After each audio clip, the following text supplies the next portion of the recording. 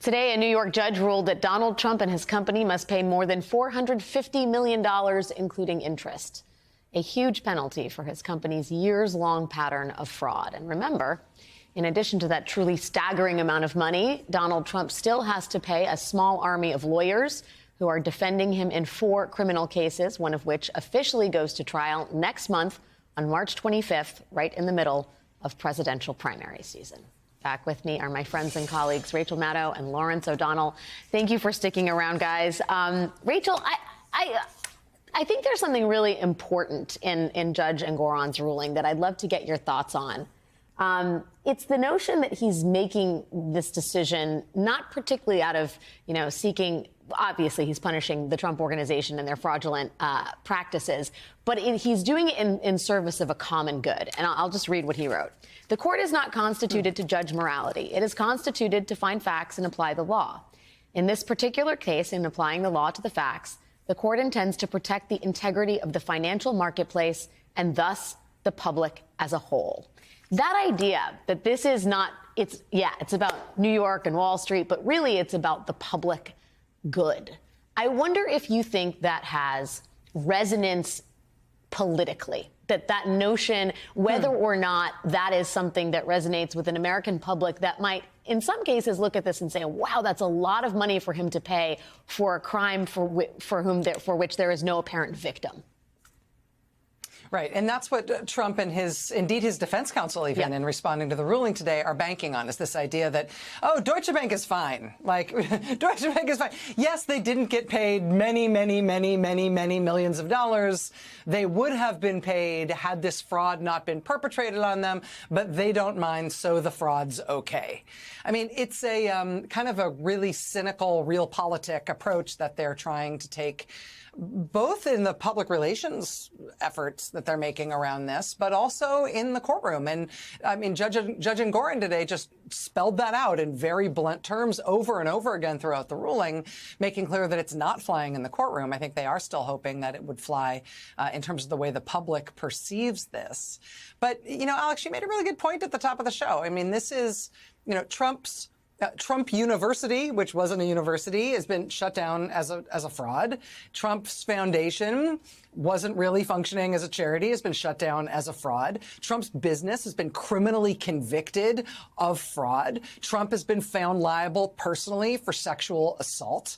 Trump and his business now have been found liable civilly for having perpetrated a multi-hundreds of millions of dollar fraud on the people of New York and on the people who all use the same market to engage in both financial and real estate transactions. And if you can explain one of those away with a kind of cynical real estate specific argument, I guess more power to you. But ultimately, these things do start to seem like a pattern.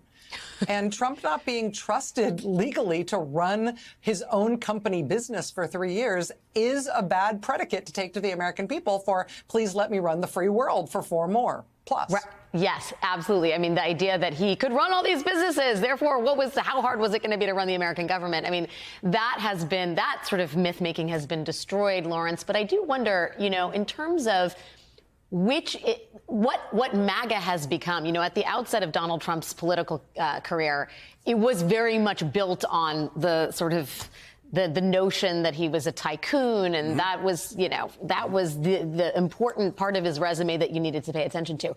I do wonder, though, whether the grievance and the rage of MAGA has eclipsed the sort of aspirational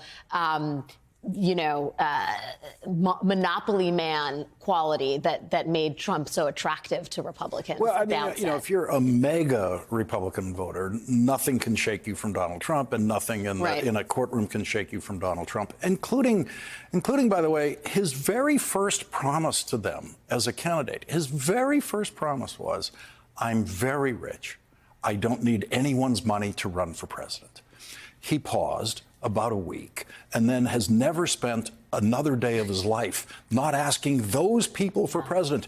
And we had them on MSNBC in Iowa with microphones in front of those voters, and they're saying, yeah, I'm voting for Trump because you can't buy him because he doesn't need any campaign contributions. The next week, some of those people were sending him campaign contributions. So that is an unshakable bond that is so deeply perverse, we'll never unwind it. But, Trump University was basically civilly prosecuted by the New York Attorney General during Donald Trump's first presidential campaign. And he was promising his voters, I will never settle, I never settle, I'm too tough to settle. And then he settled for $25 million. They watched that. They voted for him. Here he is now getting hit with 20 times that, in one day through the same office going after him in court. And so, they are unshakable. The question is, what does it mean at that margin that decides the Electoral College in Michigan and Pennsylvania, Arizona, places like that? And all you can bet on is that it doesn't help at the margin. Yeah, I do wonder, Rachel, how you think this impacts kind of the calculations that are being made right now in terms of Donald Trump as the likely nominee for the Republican Party, right? I mean, as Lawrence outlined in the last segment, I think this ruling to some degree was expected, given that Judge Engoron found the Trump Organization civilly liable for fraud at the outset of it. The number is big, but it is the number kind of in that ballpark that had been bandied about. I mean, do you think it has a meaningful impact on someone like, say, Nikki Haley, who seems to largely be in this race hedging against Donald Trump's, criminal or, legal exposure and potentially betting that maybe he doesn't make it to November? I mean, I think that Nikki Haley kind of owes it to the campaign that she's run thus far to stay in no matter what happens, because who knows what's going to happen with Trump.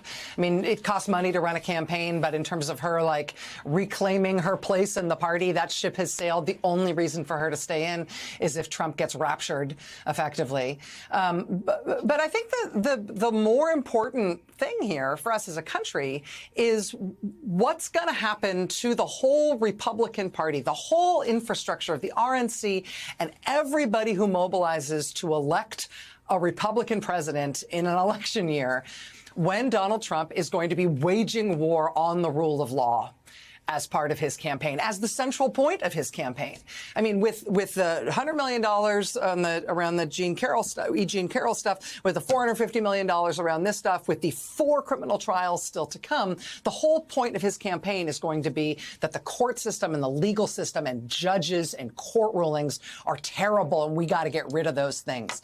Is the RNC, are all the donors, is every Republican member of Congress going to join him in that, in trying to destroy the idea of the rule of law in America and the idea that judges' rulings are things that we should cover, that we should follow, and that court orders are things that are mandatory, that we must follow because we believe in the rule of law? Are the Republicans everywhere who have enabled him also going to enable him now when he comes after the next prosecutors and the next judges and the next jurors and the next witnesses and the next court clerks and the next fricking bailiffs or whoever else is involved in the next courtroom drama he's involved in? Are all the Republicans going to line up in waging war on that branch of government too? That is the central question for the future of the country, regardless of how the election turns out. Yeah, it's such a great point, because it's going to be an unceasing stretch of courtroom trials, presumably until November. Up until this point, Lawrence, Trump has tried to invoke Biden as the enemy behind all of this. But I think Rachel rightly points out, it's not, Biden's not pulling the strings here. This is the American justice system. And you can run a campaign against Joe Biden, but can you run one against the American justice system? Well, the whole Trump operation runs on an audience who are incapable of separating fact from fiction.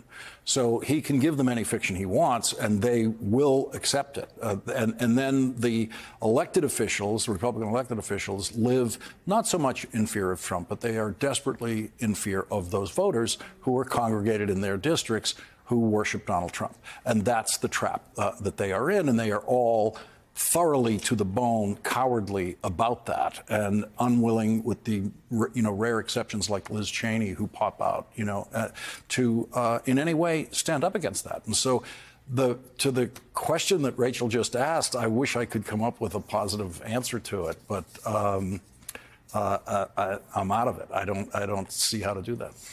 Well, all I can say optimistically is we will see what happens. Lawrence, I hear that you are going to be hosting the 10 p.m. show. It's a working Friday night. Wow. I'm going to go over to the other studio. First the 9 p.m. show, then the 10 p.m. show. Let's do this all the time on any other night of the week. Any day you want. Standing invitation. You know how to reach me. please come back, she said. She said with parade clasped hands. Have a wonderful show, Lawrence. Rachel Maddow, thank you for spending part of your Friday night with us. We appreciate you. Indeed. Thanks for having me, Alex. If it makes you feel any better, I have already put evac on alert. He's ready to go if it comes to that. General, I can assure you. Hey, General, let me into the war room to see you, so I had to hack my way onto this frequency. This better be critical, Wheelie. So, come on, what is it now, please?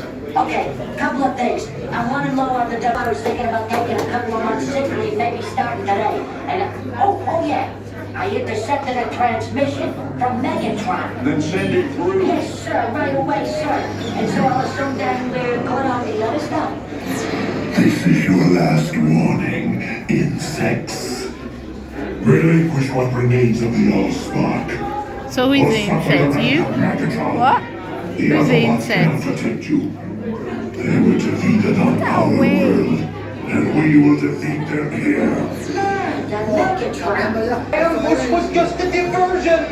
Security teams bring up. Ravage, he's already inside. Deeds! Give me an update on that reserve. Boss readiness. What was his name? What was it? Evac, sir. Right, evac.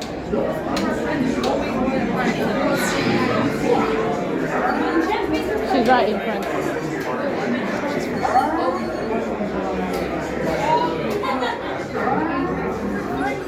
We're facing a heavy, sustained attack. They appear to be after the Allspark. General! General!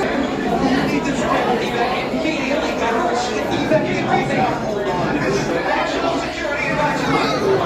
Stay down! Check it out!